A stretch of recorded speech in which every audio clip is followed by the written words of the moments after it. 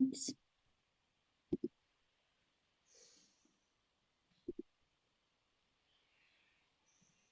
Okay, hopefully you are now seeing the slides that I have here open. Great.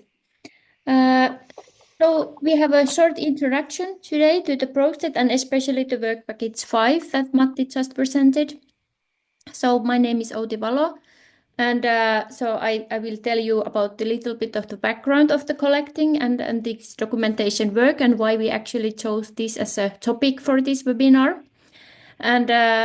And also the approach that we are looking for in the project and what kind of examples we have in the Finnish Folk Music Institute, where me and Matti works. And finally, I will give the floor to Felicia to introduce the survey that we have created together.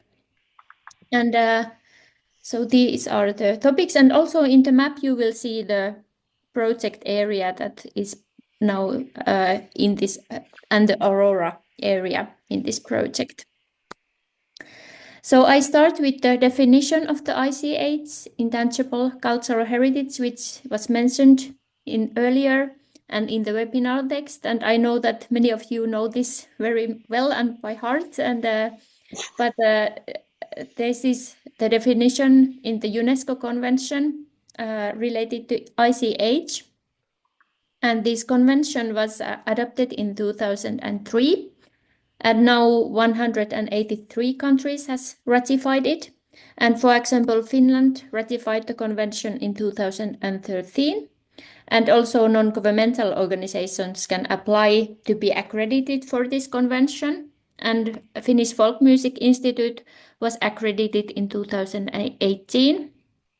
And there are also international lists where state parties can propose different kind of nominations to these lists. And close to our work here in Kaustinen is, of course, the Kaustinen fiddle playing. Let's see. Here, 2021 was inscribed to the representative list of ICH of humanity.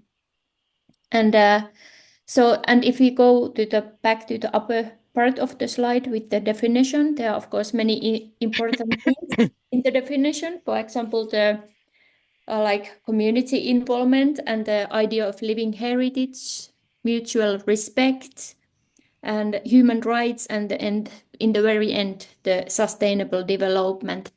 And I added here with the plus sign also the idea of safeguarding, because that of course comes to very close link to the museum and archive work that we are dealing with today. And how to safeguard this ICH with this definition in mind, including all these ideas. And to give a little bit background to the documentation work, I actually have here a few points from my doctoral thesis. It focused on folk music collecting after the Second World War in Finland. And although I concentrated mainly on the one collector in my thesis, it still seemed to be very similar ideologies among also many other collections in the same time period. And I used this kind of concept of national gaze in my thesis, which means that the archives present a more unified picture of the folk or the people or the nation that it actually was. And this was had especially implications for minorities and indigenous people. And the collectors usually came from outside of the community.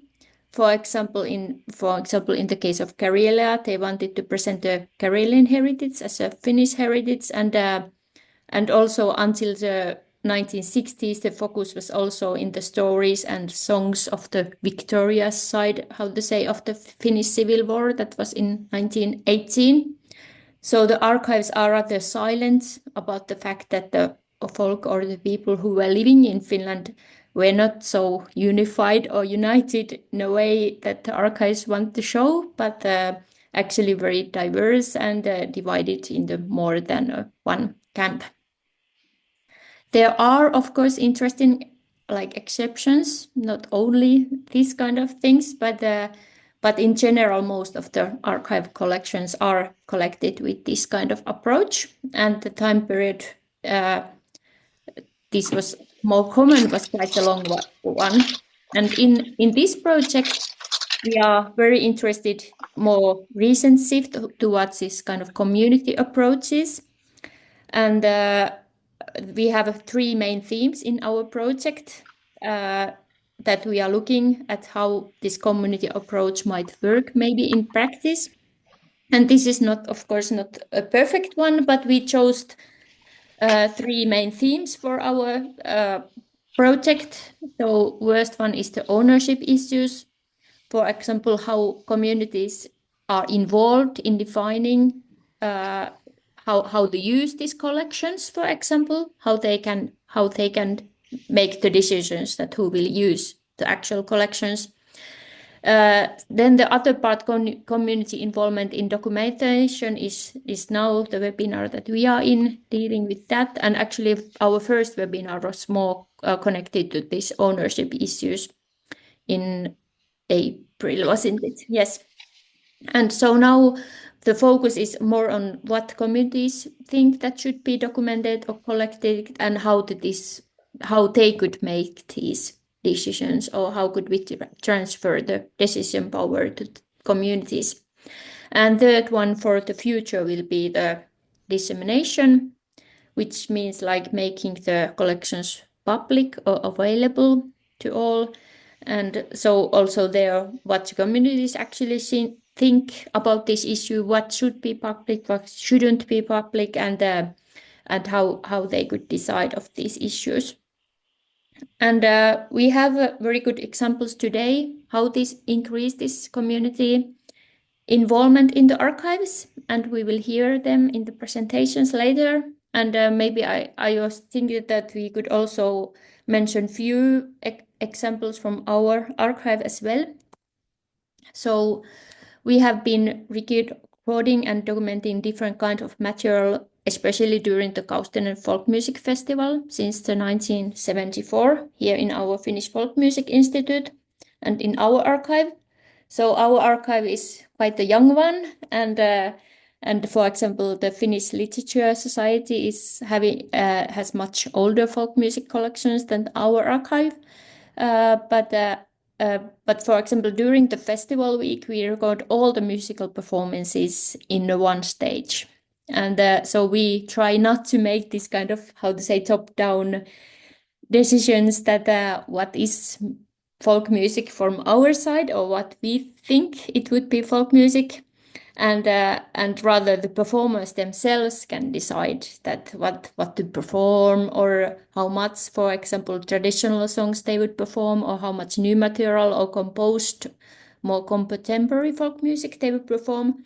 And also the age groups are very broad, so they could be really babies and very old people in the states, in the bands or in the groups that are performing. So we are not so much making the decisions in the archive. And another example is the virtual Kaustinen. That was the festival during the COVID years. And then everyone could send their video to be part of the festival program during the COVID pandemic. And then the videos were collected in a special website and then shared at the audience who were in their own homes. So of course, then there were even less gatekeepers between. And during the festival, there are also program producers who decide that which groups will perform in which stages. And for example, in the states that we are recording, the emphasis is usually on practitioners and not so much in professional musicians.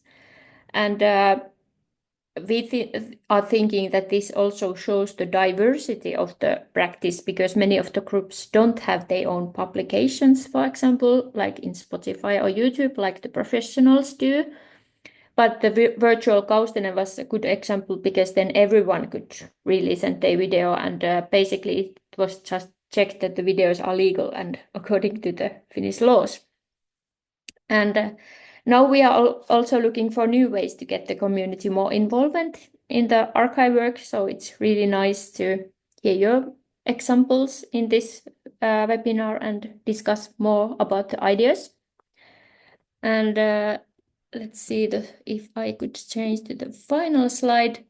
And how we are actually finding these things out are the webinars, sharing these good practices.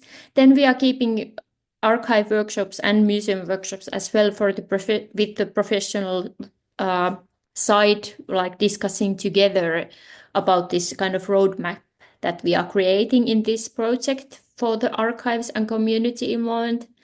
And then we are having practitioner workshops that allows more deep discussions in a way with the practitioners to talk about these issues. Again, maybe mostly about the three main, the ownership and what to document and how to make them public. Maybe those are the main themes again there. And then it will be the survey that Felicia, if you could say a few words about that.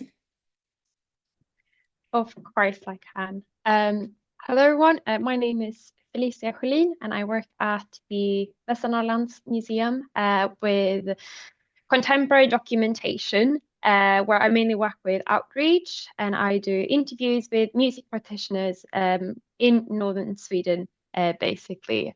And I do interviews, I go do observations, and we very much discuss the topics of the music collections and the archive, how they're viewing their musical heritage, if they're using archival collections and how, if they're not using it, why, and all of these topics really.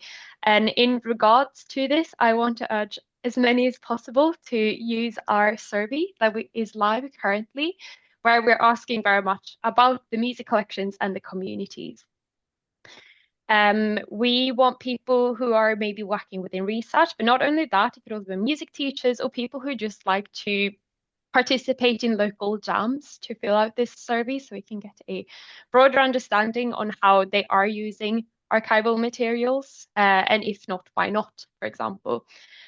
It doesn't necessarily matter, I would say, if you're playing folk music, classical music, or if maybe you're just like to participate in local hockey games and sing along cheering on your favorite team. If you're participating in music in a community, then this survey is for you.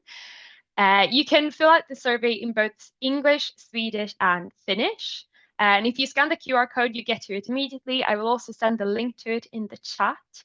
And we plan to also share the results that we get from the survey with local museums and archives. So if there are difficulties, that we can try to find a good continuation on this so it doesn't just end at observations.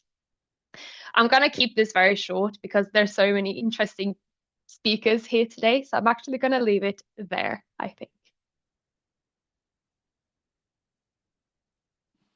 Thank you, Felicia. Thank you, Outi, very much. So this is the project, and this is the work package. And the outcome of the work package will be, as Outi said, that there will be a roadmap, which we are hoping that will kind of give guidelines to the different institutions in the Aurora area in the future, how they can improve their work with the communities. And all of our kind of activities and actions are based on this roadmap or kind of this aim to create a white paper roadmap for different institutions, so that really we can make a change in the future. But that was very clear. Thank you very much. I think I will now give the floor to Robert Byron. Your topic will be fresh air in archives through community participation and collaboration. I think we will be very eager to hear your keynote speech. Thank you, Robert, please. I'll share my screen now, and there we go. I think you see it. Slideshow, play from start. Okay, and pardon my voice. It's an honor and a privilege to speak to my Nordic colleagues, my friends from Finland.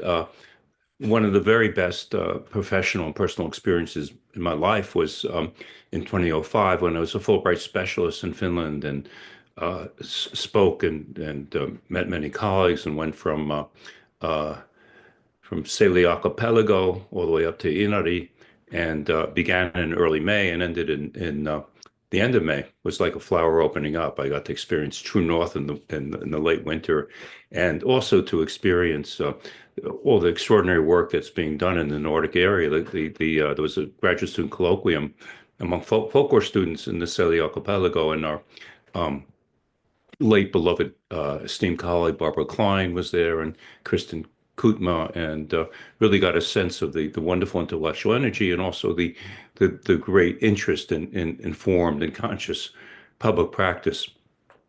Today, what I'd like to speak about is some new directions in community participation, engagement, collaboration with archives. And I'm going to focus especially on the internet presence of archives because it gives some extraordinary opportunities for crowdsourced involvement, interactive archival interfaces, and it opens up archives in ways that couldn't have been imagined 30 years ago. And I think it's parallel with and coexists with other sorts of approaches that many archives are doing in many countries that Uti mentioned. So to begin, I just have to close out this. Whoops, sorry. Okay, I need to minimize. Okay, so I can see what I'm running. Okay, here we go. So what's happening now is there's a reimagination of many archives in terms of what dissemination, what access means. And again, the interactive character of the internet, and it's very tangible interactions that are happening. There's response to the interests of communities, and the involvement with communities through archives is a motor. It's a catalyst to revitalize traditions. Archives are also being involved in documentation themselves. I think that Aya will be speaking about some of that. There's also local community-based repositories in the process of co-creation with communities, which is a trend in many fields now, where authority, responsibility, power is shared with community members, and it's from a more top-down approach, it becomes more horizontal and even, and in fact, communities have more power, more authority. Repatriation is also an important trend within archives, returning recordings to the cultures, the communities that produce them. And these repatriation efforts, which I'll touch on as well, bring about new kinds of programs and new relationships with communities. And the examples from different parts of the world. It's not just, say, a European ethnomusicologist who collects recordings in Africa and then the return to the African country. It's also a process that's happening within the countries where the collector, the ethnomusicologist, the folklorists, the ICH specialists have done their work.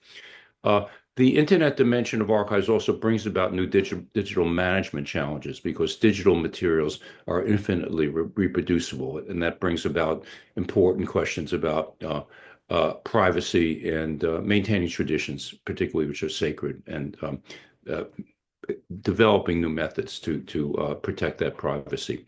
And of course, as you all know, and the Nordic countries are very much a leader in this, is an explosive growth in ICH-related activities because the 2003 Convention on the Safeguarding of Intangible Cultural Heritage, and there's a need for archiving, which has been overlooked in the UNESCO Convention. And again, it's great to see this leadership that's happening in the Nordic countries.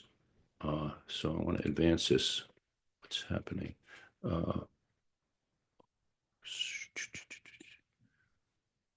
Okay. So what's happening also is the image of archives are changing. They're no longer primarily perceived as, or actually the domain, the place for academically credentialed scholars, where these sort of perceived barriers to access. It's not that archives were closed necessarily, but people didn't think about them as a resource to use. And the opening up of archives creates a sense of belonging for communities. There's extensive digitization on archives, streaming of audio and video, which again is a new and really wonderful way of experiencing what's in archives, and obviously virtually instantaneous. And this access increasingly on mobile devices, more challenging in terms of the technological dimension and the expense, but for accessing archives. And as I mentioned, there are interactive interfaces, there's crowdsourcing, there's even correction of transcripts by community members, and there's uploading of new materials on the site from community members. Just how to advance this. Oh, I see. Okay, so the first, I want to dive right into an example, Duchas, pardon my Gaelic. It's the Irish National Folklore Collection. And I'm going to show some examples. Here's the internet site of the archive where the users are able to see and hear materials that are collected by the topic. So it's a national systematic process of digitization, and you see here the various dimensions of the archive here that extensively digitize the photographic collection. There's organized according to places, peoples, it's indexed, their topics. So it's quite a robust archive, and it's one of the oldest and most established folklore archives, one that has been in existence for over 100 years, and obviously it's changed with the time. Now, let me skip back to the, so how do I get back to the, Robert, I think we couldn't see the website if you were you showing. couldn't, so do I have, No, it what didn't I have to change. do is probably stop share, and I apologize. Let me just Yeah, I get think back so. to, okay, so I'm going to stop share, and then I'm going to return to share. So I'm going to have to toggle there, but I'd love for you to see these examples. Uh, Here we go. Okay, so this is the Irish National Archive, as I mentioned, that they have various sites, extensive digitization, opportunity to explore that's categorized according to places and people and topics, and extensively indexed. I'm going to show you a few other parts of the archive. Sorry, this is a little cumbersome, but whoops.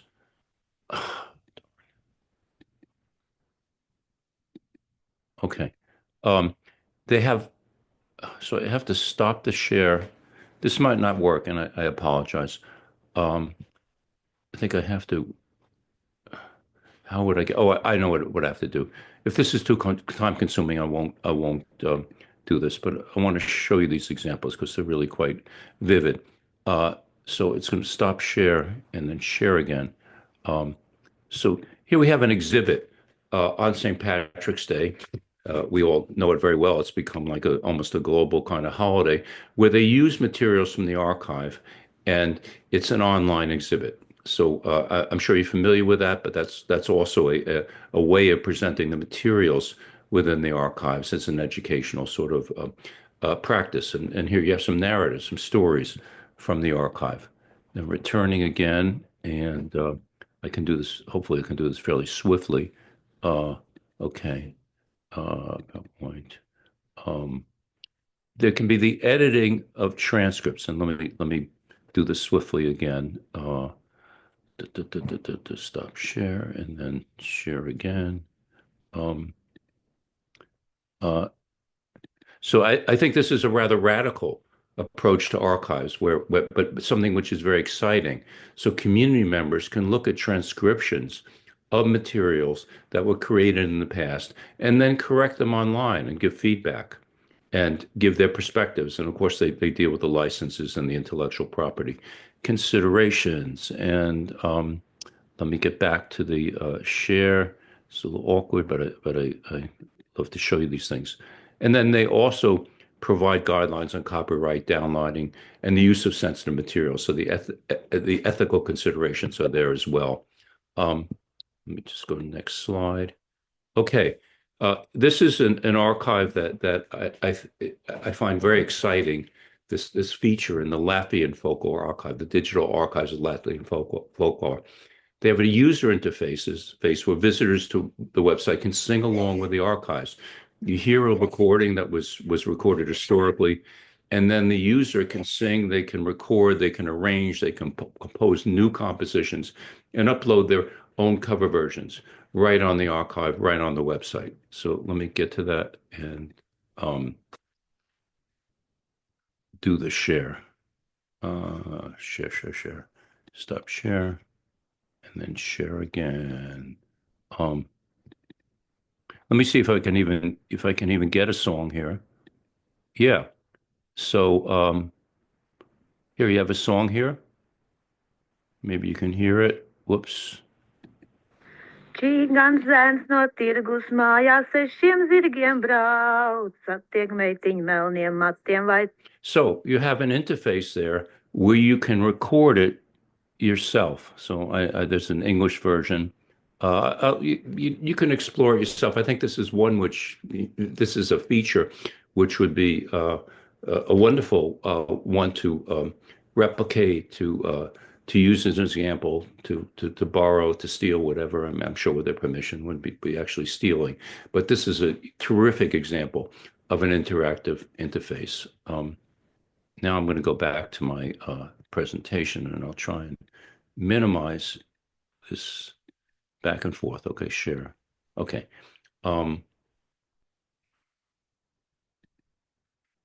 So the process of inventorying and documentation in ICH, in folklore, I'm a folklore, so I still use that term, and in the US, what we call public folklore is really ICH. All fieldwork projects need to include this cycle where there's inventorying and documentation, this informed consent through a release form, and then there's archiving. There might be public programs to look at it as an integrated whole where archiving is integral to the process. A wonderful example, I think, is the American Folklife Center Library of Congress's Folklife and Fieldwork Guide, which provides detailed information about preparing for archiving before and after fieldwork. It talks about how metadata is created, and metadata is an interesting development too, because there's community-generated metadata within the categories of a community's own way of looking at categorizing things. Audio and video recording logs, getting a collection ready for an archive, and sample release forms. I don't think I'm going to share everything. I do want to zip through this pretty quickly because I think that it's the logs and the example and the release forms is something that are worth taking a look at. Share. Okay, here we go. So let me just advance this if I can very quickly. So, they show how to go about documentation. They show how to create a tape log. And then as you get a little bit further in here, I think it's around page 37, they talk about how to create files. You have the interview logs, you have the materials, you've done the photos, and then I think it's on page 37. Let's see, where are we? There's get your collection ready for an archive. So the file types, file naming, metadata, you're ready to do it. And when you've done your interviews, you have a release form. And this is a model, this is a type that can be used and adapted. I'm sure, the archivists here today may have something similar. And this deals with a matter of informed consent. And I think that's another thing that hasn't been dealt with as adequately as could be within the ICH convention. So I don't want to, I'm not going to share as much as I thought I would because it's a little more time consuming, but you'll certainly have an opportunity to see my presentation, and I can send you a copy of it if you like, or have it distributed. So in many archives, there's an emphasis on underrepresented communities, emphasizing a sense of community ownership, a sense of belonging. Some archives, as I said at the beginning, to carry out field research in addition to their historical mission of acquiring materials that are collected by others. And some archives that are really in the vanguard of this work are documenting in archives communities underrepresented in archival collections with, again, co-creation and community ownership. One example is the Elphinstone Archives of the University of Aberdeen in Scotland. And they have fieldwork, the community engagement projects that involve staff and students as well as members of the community. They also acquire collections through donations, which is, of course, has been a historical process that's often been used throughout history by archives. And the goal of the Elphinstone Archives is to understand what community means for the community partners, rather than imposing interpretation on the communities. This is, again, is the idea of co-creation. So the project is shaped and led by community members. So two examples of their projects are PATH, P-A-T-H, Prejudice and Solidarity Achieved Throughout History, which, again, is co-curation, involves sharing and yielding authority, and they have multiple partners. the Grampian Regional Equality Council, and an LGBTQ plus community group known as Four Pillars. And there's a focus on ethnic, minority, and queer community history through collecting oral narrative and interviews. The research is intended to build links with these communities. And I'll pause for a second to say that globally, the ICH project has involved the sorts of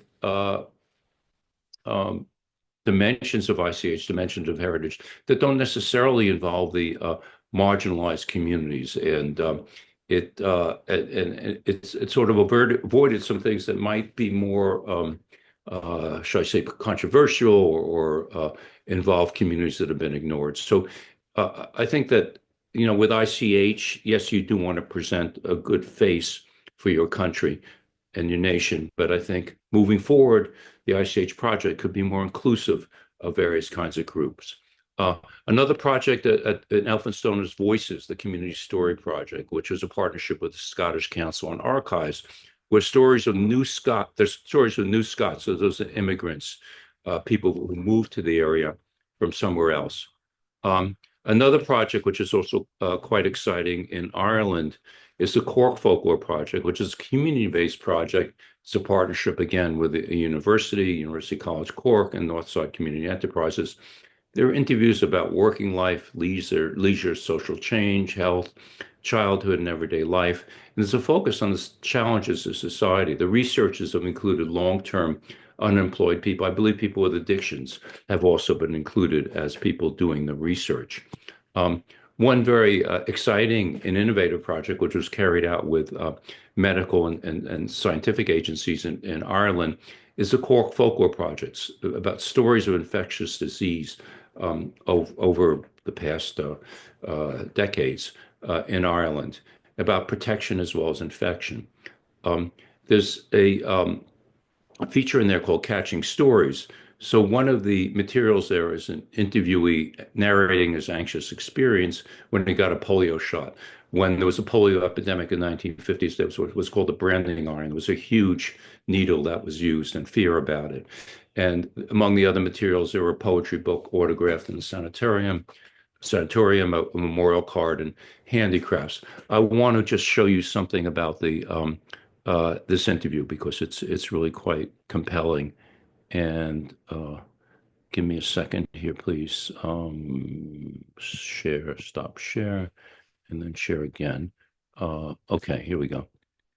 So here, again, an example of digitization, the process of interviewing. Then you go in and sit down, regardless what would be, you just go in and sit down, and there was no sitting and jumping. Let me go to the middle of it and you'll hear his voice. What happened actually that morning was how I remember so well is my father brought me, because all my mother brought me to a GP now, etc. But this particular morning, my father, the front entrance to the dispensary at that time was on Grattan Street. Beautiful building, as I said now, but there was such a crowd there, we were actually out in the street, which I presume 20 children in front of me, not realising there was another 60 or 80 in the building before me as well. So every child we seen coming out was either in a state of shock, eyes, mouth wide open, or they were screaming their frigging head out, right? And we were looking at this. There wasn't one came out smiling or etc. No. So, being the brave guy I am, every step closer I took, I was losing weight, right? With fear. I still didn't know what was ahead of me.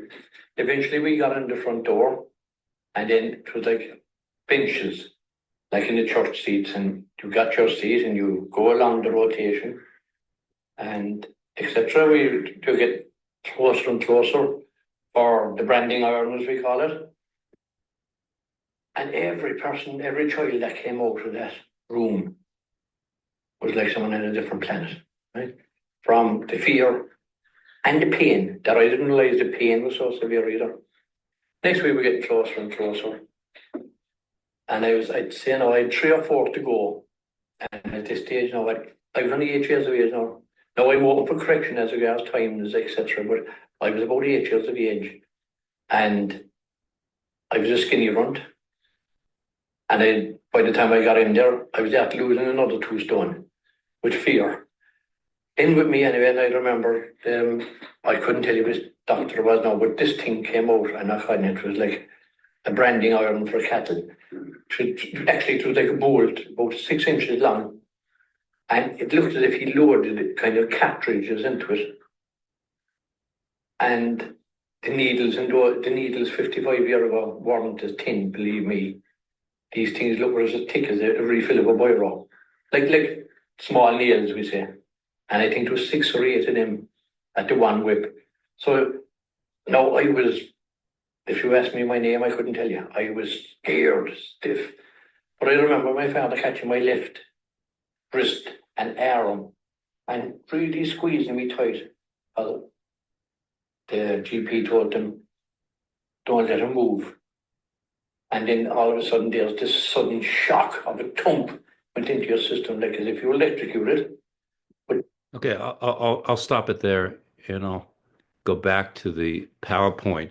Such a compelling story. And the next time you get a COVID shot, remember, it's really easy compared to what happened 60 years ago. So yeah, I think you see the power of digitization there, and access and community voices, and the way narrative can be used. So let me get back to my share to be very nimble with this. Okay, here we go. So you should be back on the.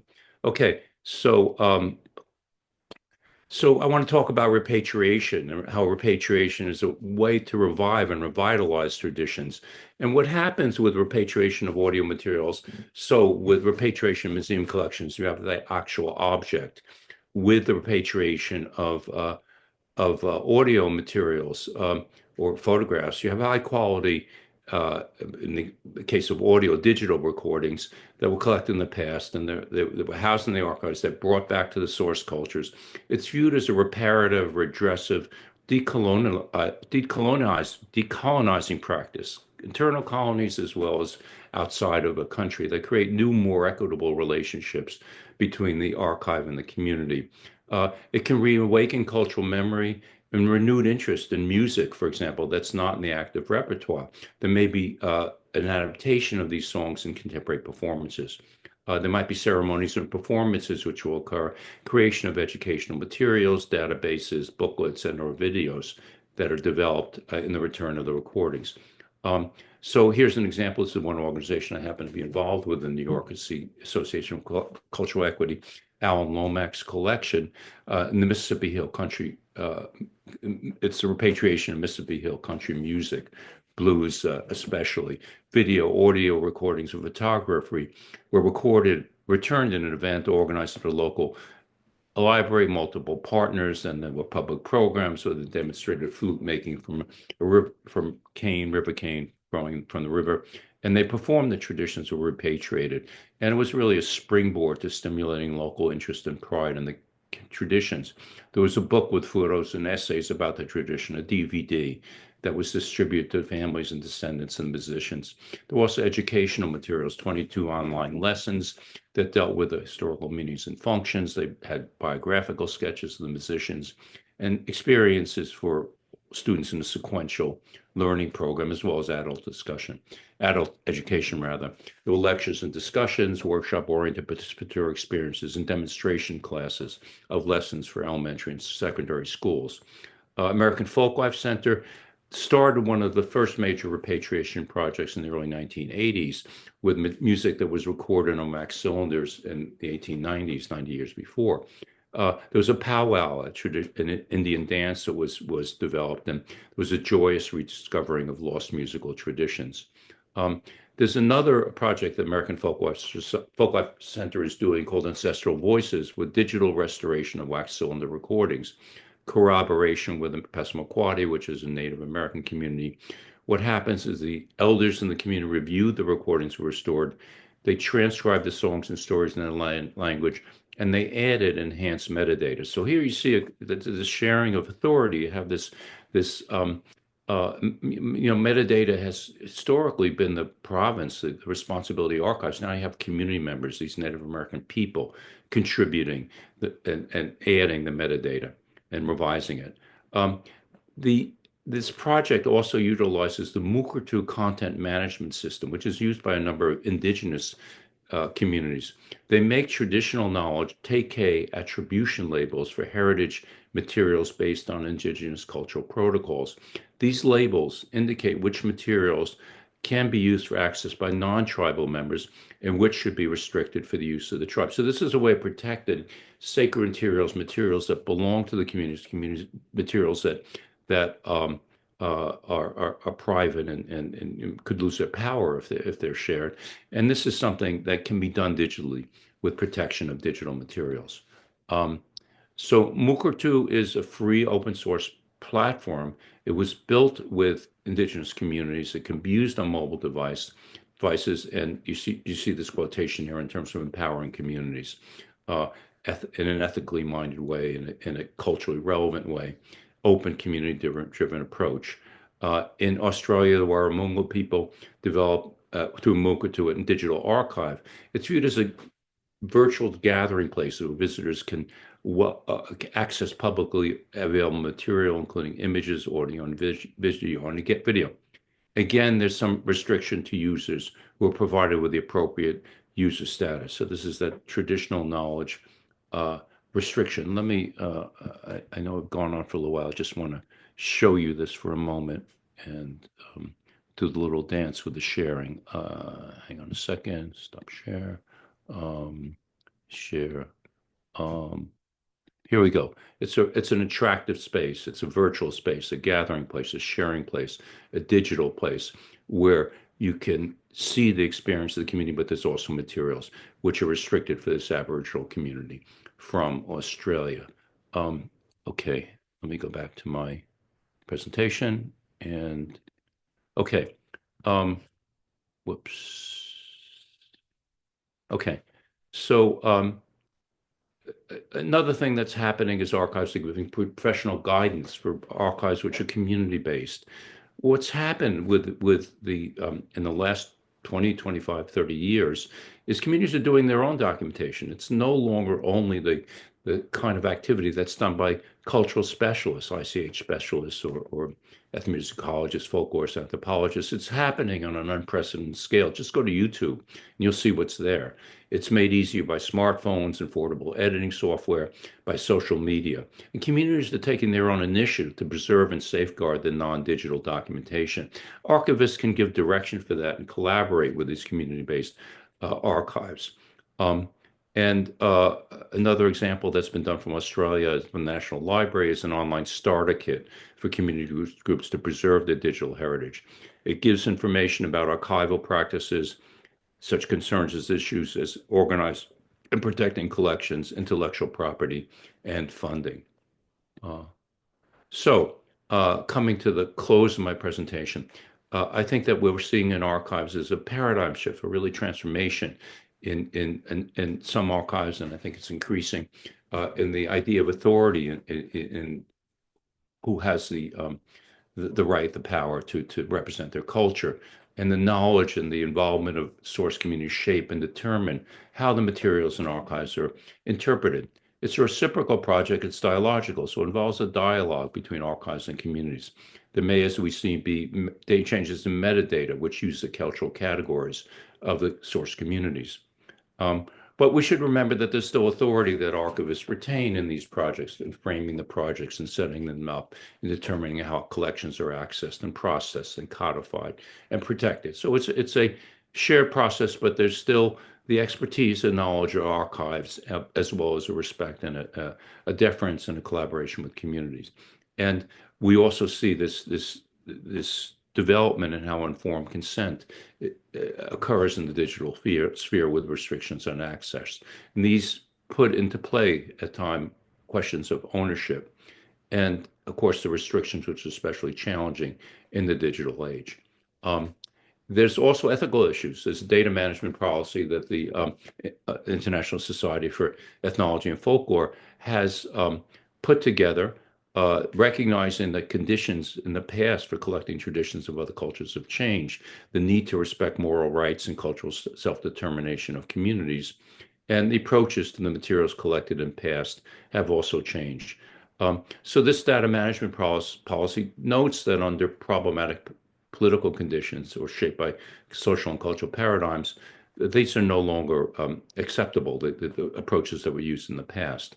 And this, obviously, as I mentioned, we all know there's problematic dimensions of open access, the importance of informed consent, and the ethical and personal dimensions of it, and the importance, again, of dialogue. So it's a policy which I think is quite useful and worthy of consulting.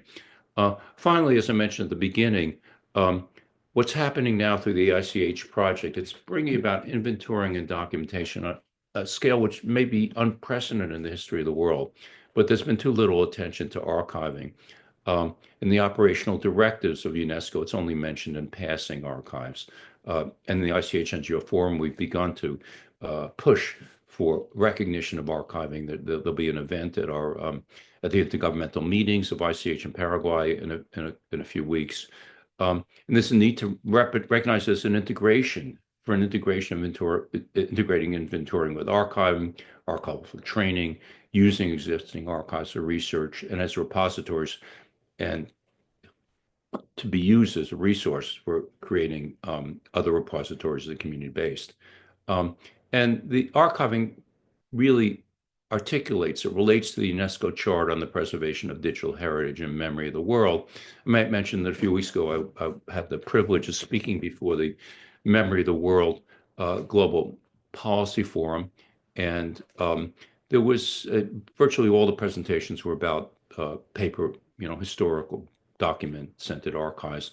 But there were the participants there who from archives in different parts of the world were certainly very receptive to ICH. And I think that a direction that should happen in the future is more engagement with the global archival community, including the archives that we work with in our field. So thank you for your attention. Thank you, Robert. Thank you very, very much. This was so interesting and I think valuable information for us all.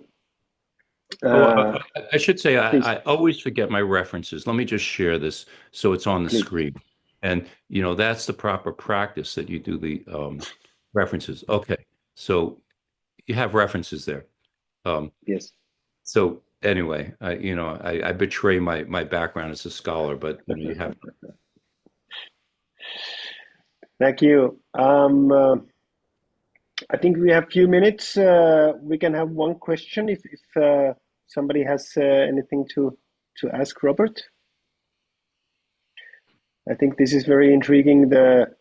What we have been learning throughout this project, how in the Anglo-Saxon, in the United Kingdom and in the United States, I don't know, maybe in Canada also, but at least in States and UK, there is a kind of own tradition.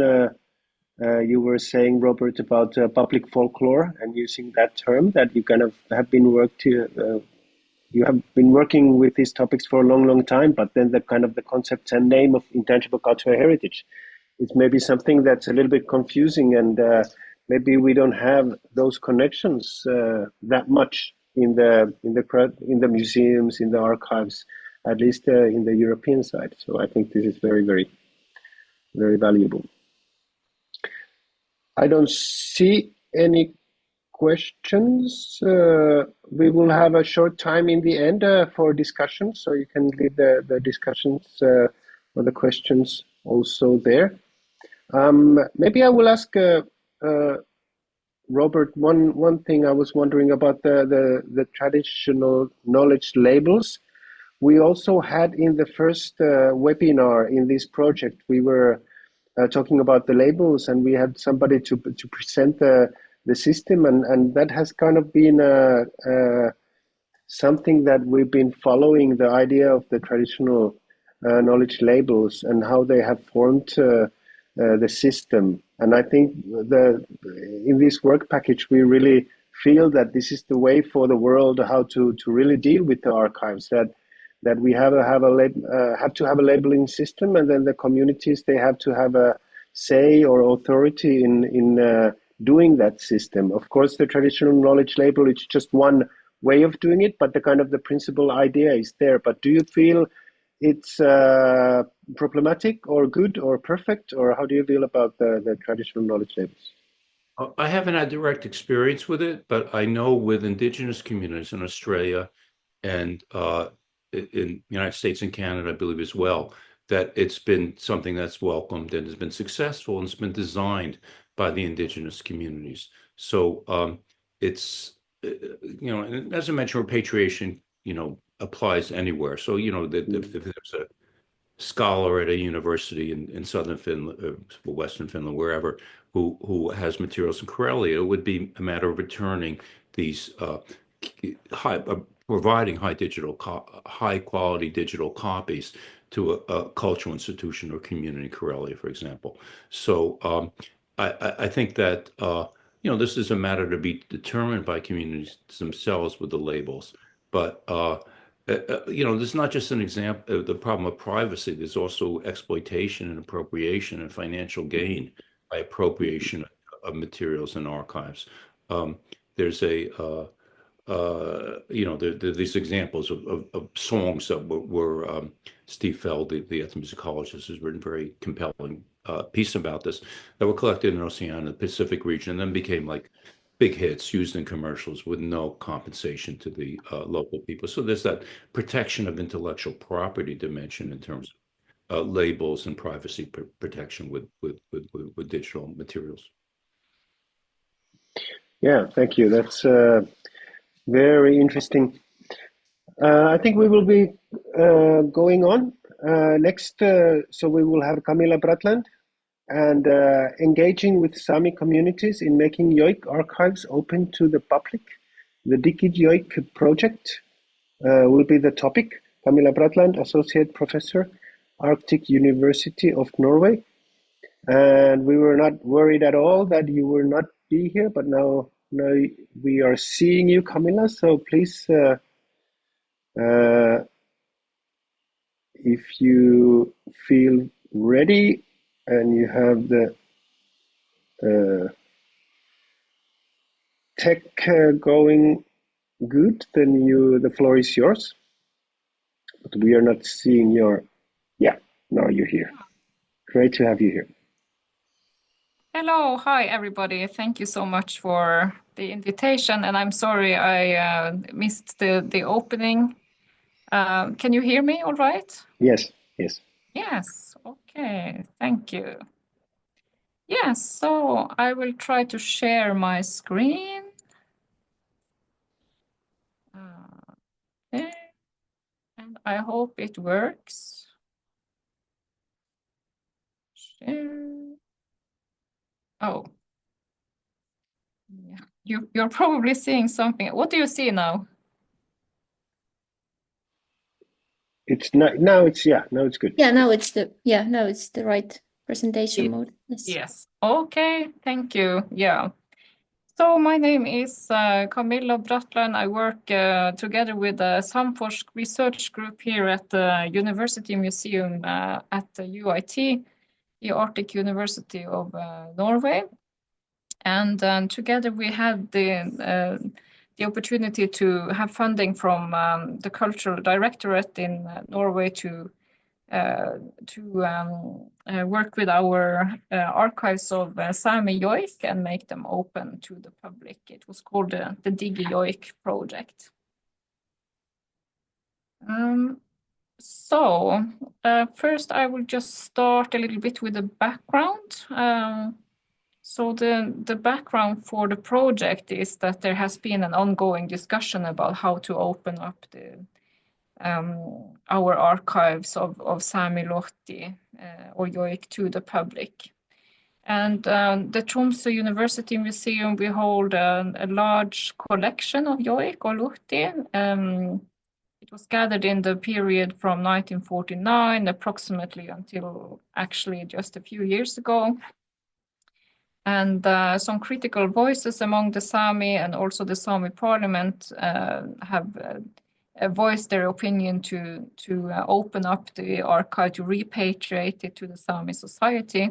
And the Sami parliament wanted to create an institutional home for Lohti or Yoik. So our head of department was had the foresight to apply and to have funding for a project on this when the former curator of the collection, Ola Graff, was approaching his retirement. Yeah, so I came into the project leader position, and together with the research group, we discussed some key concepts and issues of how to approach this, how to think about actually what we are doing when we are going from keeping heritage and yoik in a so-called prison, or it was called as a prison, the museum to releasing it. So we came up with the concept of appreciation of cultural heritage, or looking at it in a way of contributing to the vitalization of Sami culture. And in this, it's one of the key, or some of the key questions are how to indigenize the collection and how to come up with appropriate licenses for publishing and mediating the material, both legally and socially, and then other issues that came up along the way. So the picture you see here is a picture that one of the first attempts at making like a SharePoint. Could it be just a SharePoint that we just give the link to people and it's publicly available? That was my first idea. So this is one of the pilots. Before I tell about the process, a little bit explanation of what the archive is at first. So the UIT JOIK archive, or what we now call the Lottearkiva, it's a part of a larger collection of Northern Norwegian folk music. It contains very different types of sources. It can be records or phonograms, it can be sound files, recordings from meetings and conferences, interviews with yoikers, manuscripts, psalms. So it was all collected together with the Northern Norwegian folk music tradition. So the people who started from the museum side with the collection didn't separate between Sami music, Kven or Finnish music, and other folk music. So in the tapes that were where the music was recorded in the field were 30-minute sound tapes, and they were digitized in the early part of this century in one go. So you will have a 30-minute sound tape with a mix of Northern Norwegian psalms, and then a yoik, and then perhaps the next person to be interviewed or recorded was a Kven performer. So it's a mix of different types of traditions on the same sound type files. All in all, in the whole period, you could say that we have 12,000 unique recordings of yoik. The Northern Norwegian folk music collection in total is much, much larger, and I struggle still to get an overview of the number of recordings also from the Norwegian folk music tradition. But the yoik archive has been researched actually quite a lot, and we have a catalog, an overview of the collection. So of course most of it is collected from the inner part of Finnmark, like a brief calculation, maybe 1/4 from the Kautokeino region, and to previous attempts at making the archive public was to just publish the sound, a selection of the sound recordings on the UIT web pages, and the points on the map is the locations from those yoiks that were published on the web pages. So it's like a representative selection of the archive. Yes. So then, when we started the project, the real question was actually how to then engage with the Sami community. Sorry, I'm just moving this one a little bit out of the way. What happened now? Okay, I moved you there. Yeah. So at the beginning of the project, we gathered a group of artists, traditional yoikers, academics, politicians, to discuss how to make the collection of yoiks public. And we discovered that there was a huge gap in opinions between the different participants. So, for instance, here we see in the middle, talking in the microphone, Berit Risten-Sara from Karasjok, who was then the leader of the Sami Daita Servi, or the Sami Artist Association, and she also used to be the leader of the Sami Yoik Association. So in her opinion, and she also used to work with the archive and work together with also Aite in Sweden and the Sida Museum in Finland in the previous Nordic Yoik project, which created the Nordic Yoik catalog, Yoik archive catalog, which is on the Libris web pages at the Swedish Royal Library. She was of the opinion that and she and her colleague, also Kanan Buljo, they had a restrictive perspective that it was important to respect the privacy and the individual rights of each yoiker.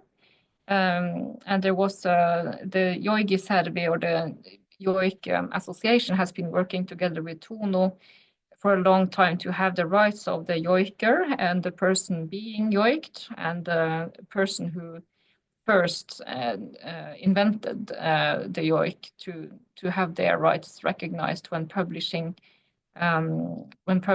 it as music to a listening audience, and especially in commercial connections. So this was a huge debate, and then on the other hand, you have young artists who really have lost access to the yoik tradition and who are really looking to listen to traditional yoiks and to recordings, to hear as much as possible and to learn the tradition. And without access to the archives, it's really hard for them to know about their own heritage and to know different heritages and yoik styles, which people are really interested in. Yeah, so this was, we set up this reference group throughout the project, and or for a part of the project, but after a while we felt that we had enough discussions and we needed to make some decisions on how to proceed. So we decided to go into a partnership with the DOT Publishing House, and you can see Ole-Johan Gaup, a representative from the DOT Publishing House, also on the picture here. Well, just a little bit about how the archive has been used and how it's been visited throughout the times.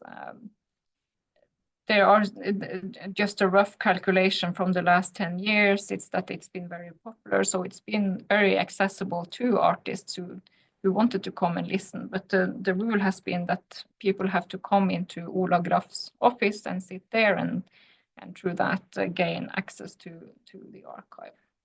So the point now was to make a different kind of access.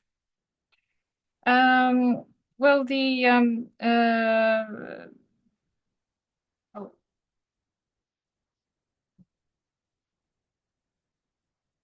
I didn't know that was started already. Yeah. So the yoik in general, perhaps many of you already know this. It's that it can be animal yoiks, it can be yoiks to places. We have already some very famous yoiks as part of our exhibitions. Some of them, like the place yoiks are can also be connected to spiritual or religious places. So these yoiks are not the most controversial ones, and those can be are easily kind of published and released because it's not about the individual rights of the yoikers or the person being yoiked. But when it comes to personal lohti, it's much more complicated because it portrays the person through the lohti.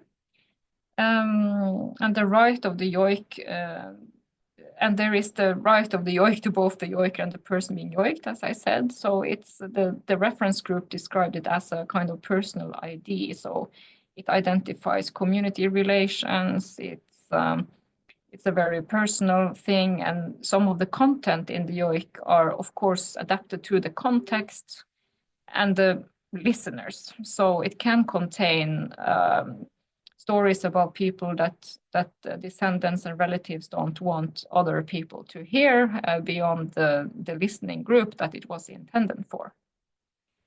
So this is the case, for instance, with the yoiks by Nils Beatty or Bikkunilja. He came to the Tromsø Museum in 1952, and he was invited by Arnt Bakke, who was the person who founded the collection of yoiks in 1949. And he yoiked many, over 70 yoiks for the museum, which were all recorded, and some of them contain text which can be, well, you can consider some of the text as inappropriate, perhaps. And we had a discussion in the reference group and also with the relatives about how to approach this, and it's not easy to come to any consensus. And what we landed upon was that we talked to the relatives, invited them to the museum, and created this pilot album that they listened through, and they said that it was okay to publish the album. So, for instance, one of the yoiks is it's one where Nils Beatty himself actually comments upon he's known for having a lot of diahosat or text inside the yoik, and one of the instances is where he comments upon his own situation, that he says that I'm yoiking now, I have had a bit of alcohol, but it doesn't, it's okay. So he's saying himself that he is under the influence of alcohol when he is doing one of the yoiks. So we didn't see any reason to not publish this. It has changed kind of from according to the Act of Arts in Norway. It's no the decision to publish or not publish it's not about the content. It's about the consent of the rights holders. So, but then again, if people are against publishing a yoik for any reason, we have a very low threshold for them not publishing it and taking it away from the web pages if it's already published and that kind of thing. Yeah, so through this engagement then with relatives and with the reference group, what we are doing now is to attempt to indigenize the collection. We name it. We try to use the concept Luoti instead of yoik. We have named the yoik archive the Luoti-arkivet. We are translating the digital portal Digitalt Museum to Northern Sami, where we are publishing the yoiks that were online to this portal with a correct license. Making agreements, working together with Sami experts, civil society, discussing with the Sami parliament what's appropriate or not. So it's a lot of this kind of symbolic work is important.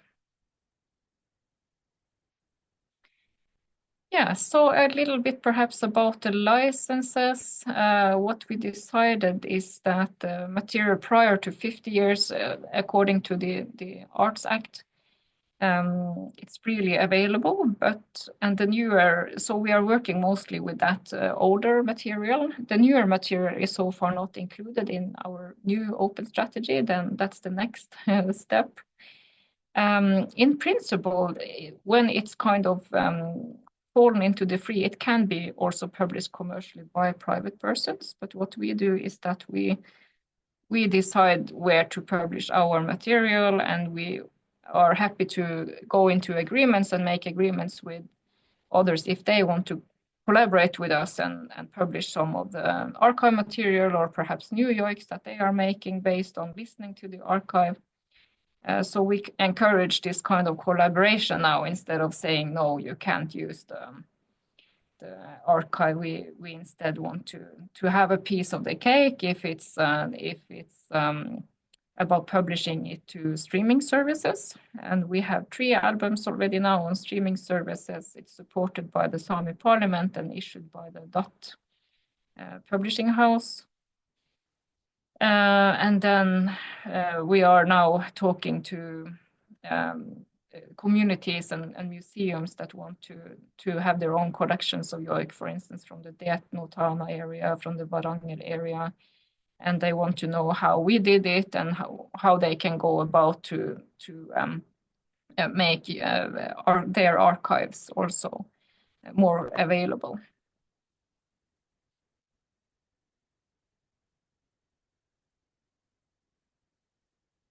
Yes, this is just about the first album based on the work together with Dot, with the yoiks from Bikkonilja or Nilsbiti.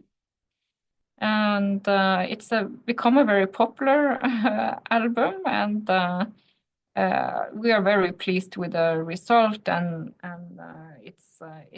we also, together with my colleagues, we wrote a book chapter on the process towards having this album on streaming services.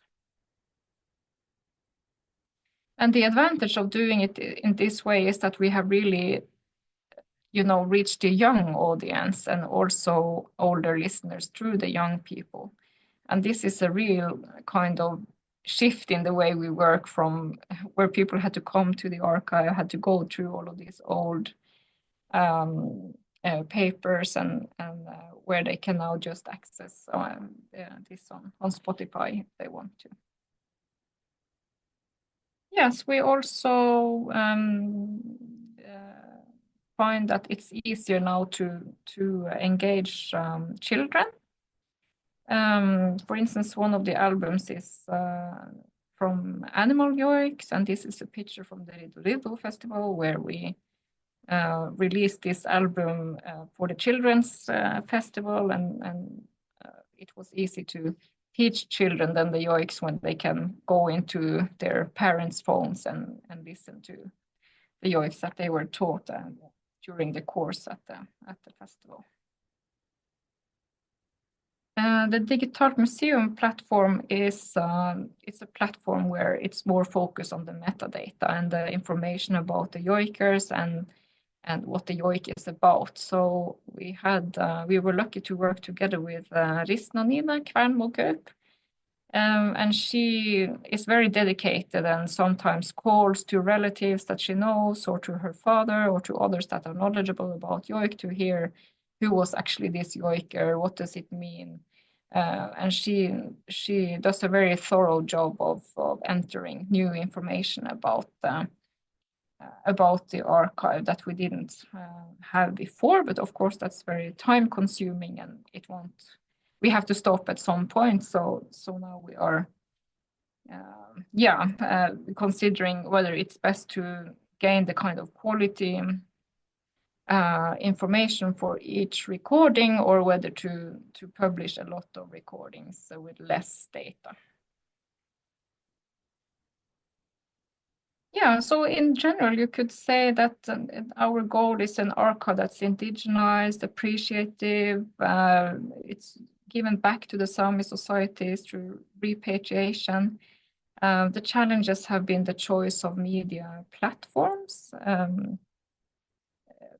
and also the questions about the public availability. Should it be a more Sami solution? And that's perhaps what the Sami archive and Sami parliament are looking for. So that's kind of still, we are doing it in our way as a non-Sami institution still. So we didn't receive any open claims from the Sami parliament or others that we should give it the ownership of the archive to them. But in the case that it comes at some point, it's becoming an easy archive to manage, since we are working so much now with the metadata and the structure of the archive.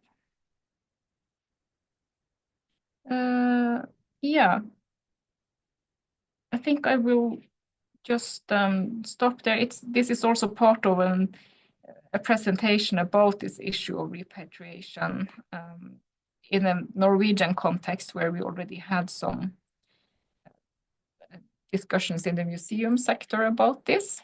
What we also recently did is to establish a new exhibition where we tell the narrative of the displacement of Sami from the Swedish reindeer husbandry areas who used to have their summer pastures in our area, and also to focus on some of the yoiks that were also lost, and the heritage and memories that were lost from the closing of the borders between Sweden and Norway in 1919. So we opened this in June, and now working to improve the digital content also of the exhibitions, where you can also hear or access the database that we have, the Låtarkiva. Yes, so that's it from me. I will just stop there. Thank you so much, Camilla. Yeah, that was magnificent work.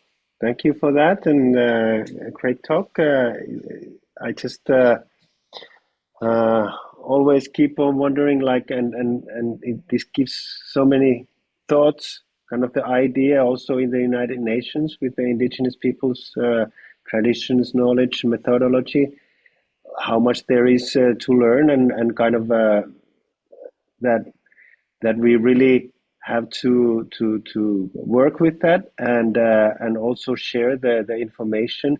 These kind of presentations from our point of view, for example, in Kaustinen with our work, it seems that the colors are stronger, and not only the heritage, but also the methodological kind of colors. And it's with this pedagogical learning is so much faster, and always very fascinating to hear about these projects and your work. So thank you very much for the presentation.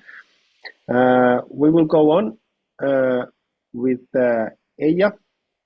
So Eija Stark will talk about archived narratives. Can ethnographic questionnaires be considered as citizen science? So Eija is a development manager from Finnish Literary Society. Please, floor is yours. You are here somewhere.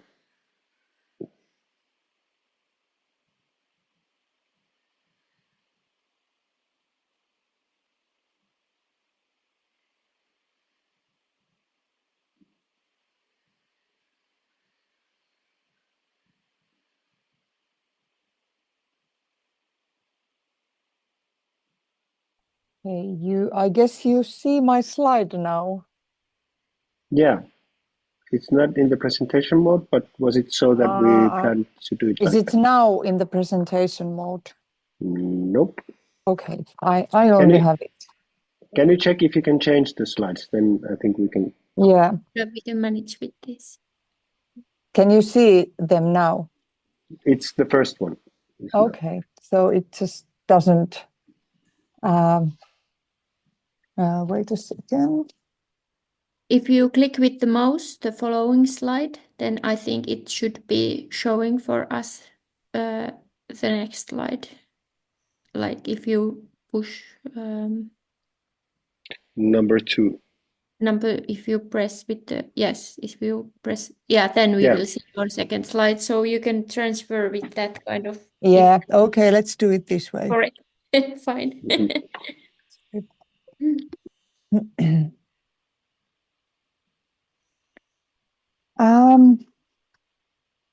Okay, good afternoon, everyone. Although I'm a development manager in the Finnish Literature Society, I also have, as Robert, a scholarly background. I have a PhD in folklore studies, and I'm specialized in archived folklore. And in this sense, in the questions of whose narratives or voices have been documented and preserved in the archive collections. Well, I'm not dealing today with the audios, but I am familiar with folk music in our collections. So I know something about folk music. I also don't have in my talk any examples on digital solutions as Robert and Camilla had. So my orientation is a bit different because I will look upon ethnographic questionnaires as the means of producing ordinary people's narratives and life stories. And I ask, could ethnographic questionnaires be considered as citizen science? Well, what then citizen science is? And now I hope you can see that I changed my slide. Citizen science, it involves the general public. In other words, people who are not academic researchers, helping us researchers to investigate certain questions. The most common way is by helping researchers to collect and or review large amounts of data on a scale that would be impossible for researchers to achieve on their own. This may involve, for example, reporting observations of weather phenomena, such as amount of rain in one's own local area, or observations of birds and their nesting, and sharing this information with researchers. Transcribing old letters or collecting life stories voluntarily can also be the examples of citizen science. In short, citizen science is individual people working and observing things scientifically, but it always somehow combines or involves researchers co-creating with the public in some way during this research process. The concept itself was introduced in the mid-1990s when British sociologist Alan Irving, who nowadays works in the Copenhagen Business School, stated that 1, science should be responsive to citizens' concerns and needs, and 2, citizens themselves could produce reliable scientific knowledge. But what I'm interested in is that what citizen science really can I combine this concept or term with my own institute, Finnish Literature Society. And I know that many of you are aware of Finnish Literature Society, but if some of you who are not, here is the brief introduction, which I call SKS, which is the abbreviation for its Finnish name, Suomalaisen kirjallisuuden seura.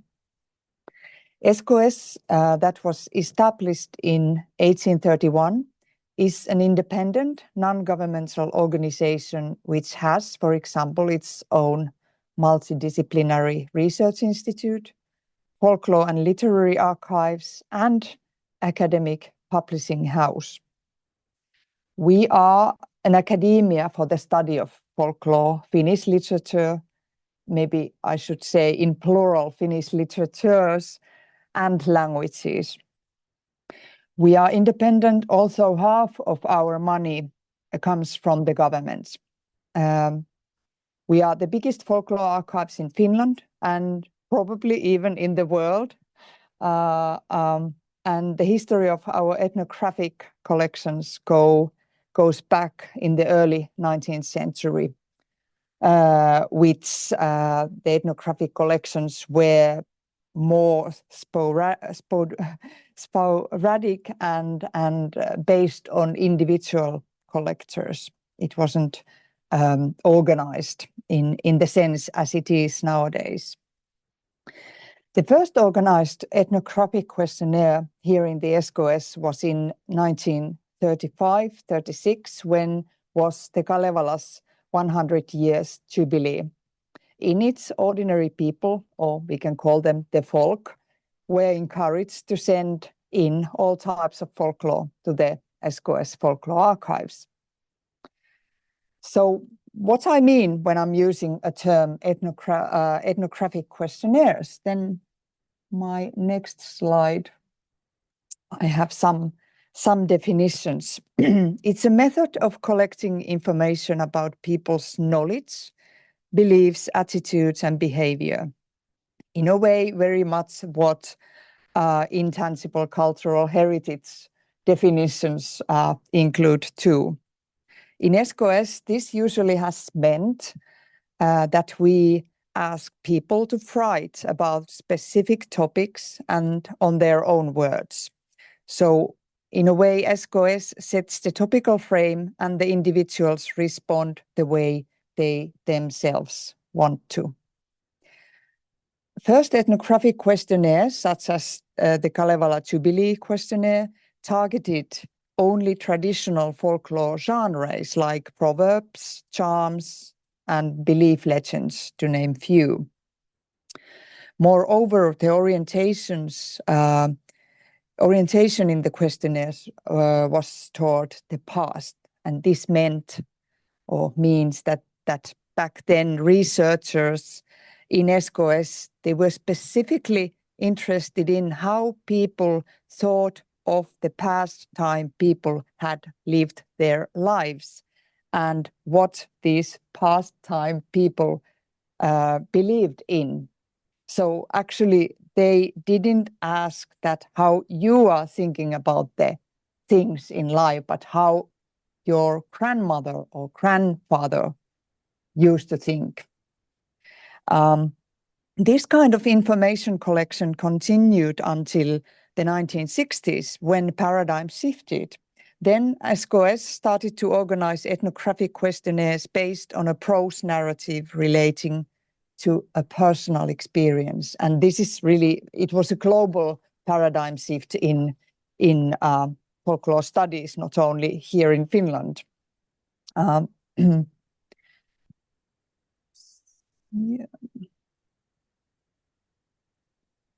Over 9 decades from this Kalevala Jubilee questionnaire, SKS has issued 480 ethnographic questionnaires, which have resulted tens of thousands of responses from a diversity of people. There are men, women, even underaged youth from the lower class background who have worked as lay collectors, or they have been informants or respondents in our questionnaires. And I have listed here the trends regarding SKS questionnaires. It's very rough. From the 1960s to 1990s, recurrently SKS issued questionnaires on war or wars, civil war, Second World War, from different perspectives, such as women's perspective, children's, evacuees' perspectives, even pets, such as horses' perspective. Other typical themes in that period were work life, blue-collar or white-collar jobs, or being a woman or a man. The next phase is from 1990s onward, and it acknowledged marginalized groups such as sexual minorities and ethnically or linguistically non-Finnish, to name few. And the third phase, which is contemporary time from the early 2000s onward, our questionnaires have dealt more often with lifestyles, well-being, and individuality. Well, I'm sure you are interested in who then decides which ethnographic questionnaire is implemented. SKS gets initiatives from individual citizens, not-for-profit communities, research groups, individual researchers, non-governmental groups, and also SKS members. If the Kalevala Jubilee questionnaire was brainstormed solely in SKS and among, at that time, high-profile folklorists, things have been different from the 1990s on, since SKS has planned questionnaire topics with its various stakeholders. So in the big picture, transformation has occurred from top down to bottom up.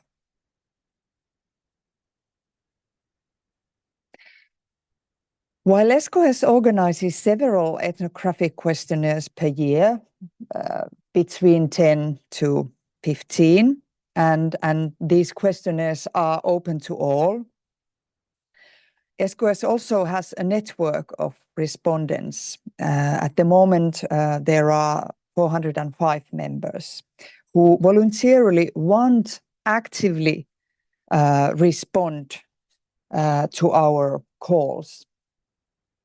In 2017, we did a survey for this network of respondents, and these active members, they expressed very strong engagement to these SKS questionnaires, which sounds, at least to me, somehow implicit understanding of what citizen science may be or even is.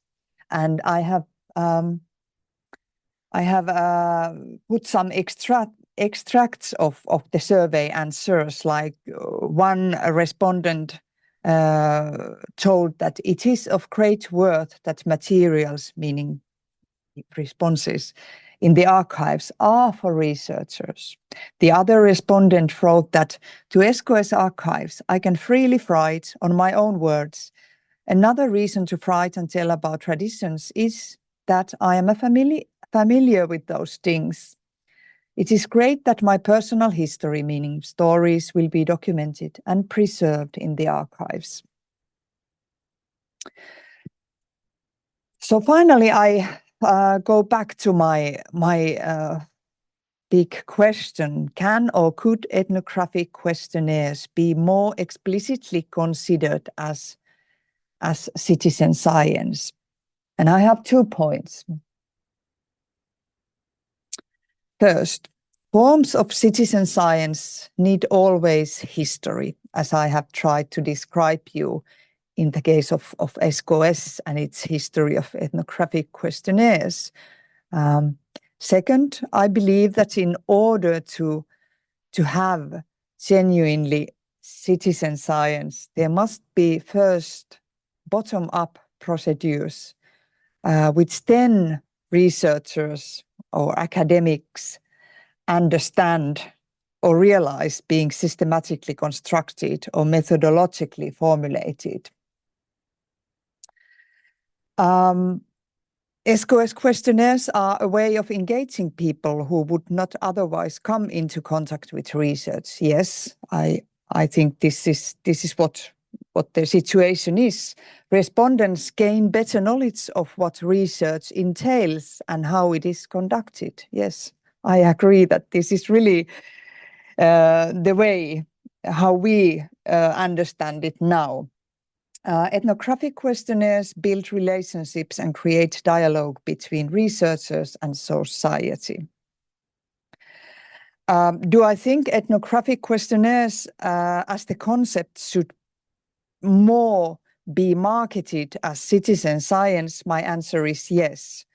In my experience, people in general feel important in taking part in let's put it, intangible cultural heritage work, and being actively in contact with SKS, they had the feeling that they are leaving something from themselves to the next generations. Okay, thank you. I think this was what I wanted to say. Thank you, Eija, very much. This is very interesting, and I think this is so fascinating, the questionnaire work that you have done for many years. It's kind of an anomaly in the matrix of heritage work in a way, because it's so old institution, and it's very based on the kind of the community voice. But on the other hand, you can still see the kind of strong research authority in the meanings. But at least for me, it's a very good example to really learn about community work in archives, intangible cultural heritage, and kind of the newer wave of community involvement, as we have done it for a long time. And I think this example is a very good way to learn in anywhere we work. I think in the area and further. So thank you very much, Eija, for this. Thank you for coming. And we have now a few minutes for questions. So I think now that I remember, I will say to Robert, if it's okay, that, and also to Camilla and Eija, that if you have links, please share in the chat, or then we will ask you by email, so we can put them to the Facebook event page. I think that might be a good idea, Outi, right? Then we can distribute it via Facebook event page. But any questions to Eija or Camilla or Robert? Comments, ideas? Mushroom picking, autumn? Eija, please. I would like to ask Camilla that are you in the Tromsø archives? Are you people working the Sami too? So you have some kind of an authority to Sami traditions.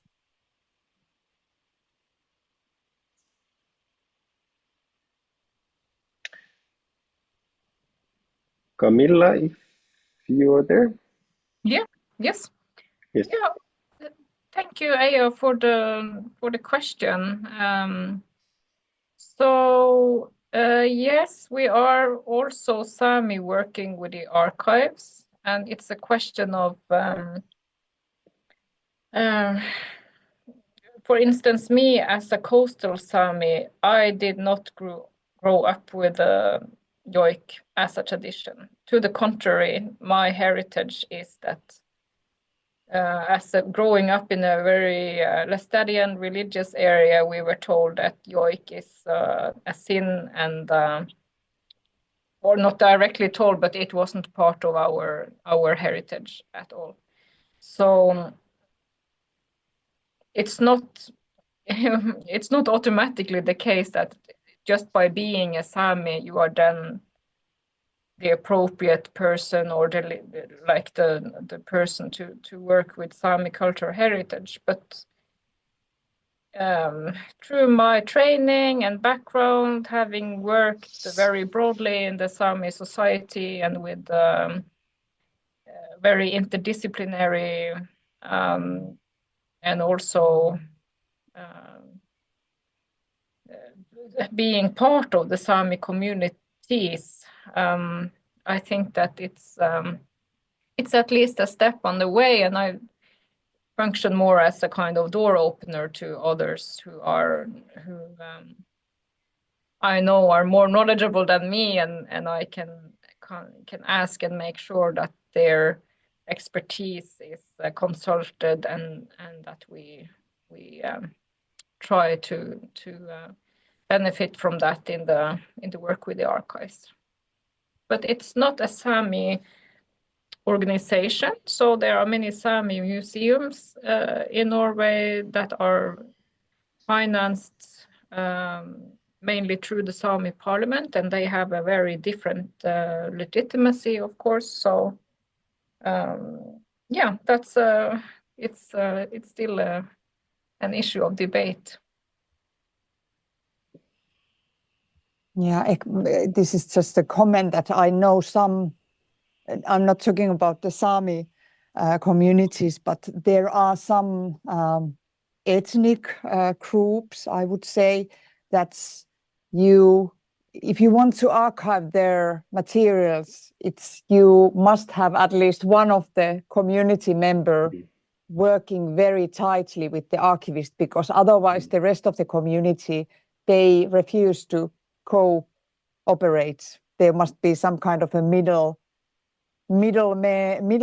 middle woman in between, like bridging. But this is what I was thinking when you told that the Sami parliament accepted your project, that I thought that maybe there was some kind of it wasn't clear that was it Sami enough, that there are enough Samis being part of your project. But thanks for your response. Thank you. And Outi, we have a question. Yeah, please? yeah, thank you. Thank you for all the presentations. They were really interesting. I was also maybe continuing a little bit for this topic. You also, Camilla, told that there were these, gaps in the opinions. And I was also interested that did you always went to the relatives with the rights, for example, to publish something, or did you also manage to choose some of the rights in these discussion groups, or how did that part worked? Yeah, no, it was it's a very individual matter, so it's always about the relatives. So, and this was also part of the discussion. Perhaps naively in the beginning, we thought that putting together like this committee of yoikers from each region would function as a kind of a board for giving consent to publishing this and this yoik and so on. But we quickly understood that even the Sami perceptions of who has the right to the yoik is so individualized and follows the families, and so it's I think that after this project I don't think that would be appropriate either. It needs to be as close to if it's possible to find the rights holder of the yoik, to be as close relative as possible. But then the question is, of course, like, should you ask all of the 14 remaining relatives, or is it okay to ask just one? Or so this is also, of course, challenging. Yeah, thank you. Yeah, this is why this is so interesting topic, because there's you can never actually go to the end or to the you can never kind of succeed there, because you will always have to do it case by case, and people change and communities change, and that's kind of the idea that even the definition of community is vague and changing. So but I think even understanding the basic, like where we begin, that's I think half of the job is done if we do understand the beginning phase of it. Robert, please. Yeah, and I think it's also important to remember that communities aren't monolithic. They're very different kinds of perspectives on the communities. And as Camilla found and spoke about, you have different perspectives on the basis of religious belief, generation, gender, political perspectives.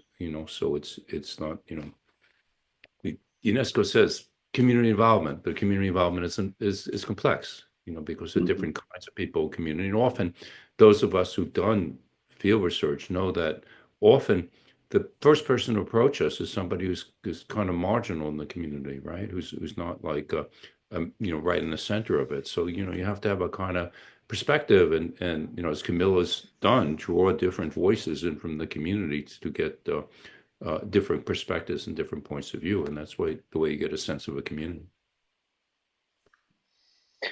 Yeah, thank you, Robert. And also, like what we have learned through this project with OT, we've been working with our own archive and thinking about the kind of the Kaustin and the local fiddle players, who actually they are kind of the mainstream, not so many kind of political issues or identity issues that are sensitive in a way. But then when we really try to think about the issues, we find the same kind of form or the methods, and also in the end, those traditions are very, very important for the communities, even though it's not so visible in a way. So I think the same issues they lie in all the archives. When you put something to archive, you kind of value that heritage, and there is always somebody who's the tradition bearer, and it is important material. So it is always kind of sensitive material, but it's not. At least for us, it wasn't so visible that even in our archive that you can really find many different kind of collections, and they possess very, very many different kind of value making processes, and it's it's very interesting. It has been a very, very good talk, very good discussion, and very good presentations. Still, I think we have 2 minutes to go. If one question, or we can have some 2-minute extra time to your afternoon. So we will be wrapping up and closing. So thank you very much all, and we will get the links to the Facebook event. And so if you are interested, go check that out, and hope to see you in our activities, and follow the Facebook page, for example, or then just give us an email, and we will keep you posted. But thank you for this, and great autumn time to all. Thank you. Bye bye.